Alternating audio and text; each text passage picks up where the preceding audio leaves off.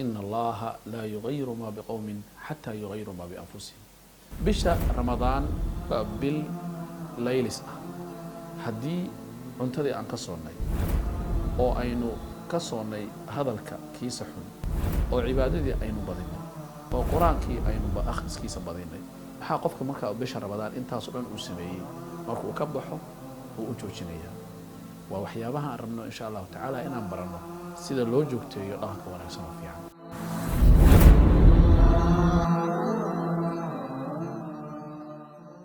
waxaa dad badan ay ka cabtaan in ay wax bilaabaan isla markaasna aysan sii wadin.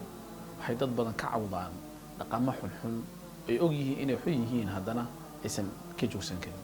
dadka qaarkood waxay ka cabanayaan inay hurdo badan yihiin, qaar waxay ka cabanayaan inay caajis badan yihiin, qaar waxay ka cabanayaan inaysan quraanka akhrinayn.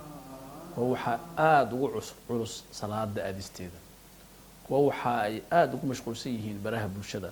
waxayna og yihiin baraha bulshada ay waqtigooda ay ka qaadanayaan oo ay waqtigooda cunayaan. gabdho badan waxaa laga yaabaa inay ka cabanayaan waqti badan inuu uga dhammaado daawashada barnaamijyo badan aan faa'iido u lahayn.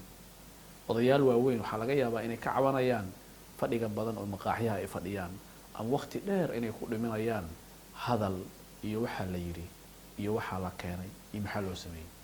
intaasoo dhan waa wax qof kastoo bini aadan ah uu leeyahay. anaa iska leh, adigaa iska leh.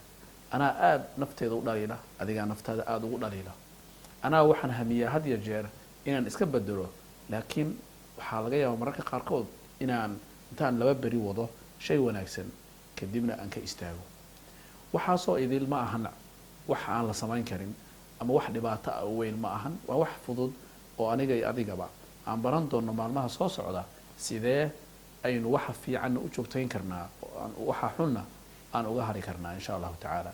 bishaan waxay noqon doontaa fursad fiican oo aynu barnaamijka la baxay layli naftaada aynu maalmaha soo socda aynu aniga iyo adiga iyo inta kale baa daawanaysaba aan ku baran doono sida nafta loo leeliyo isla markaana loo bedelo caadooyinka xun loona kasbado caadooyinka wanaagsan.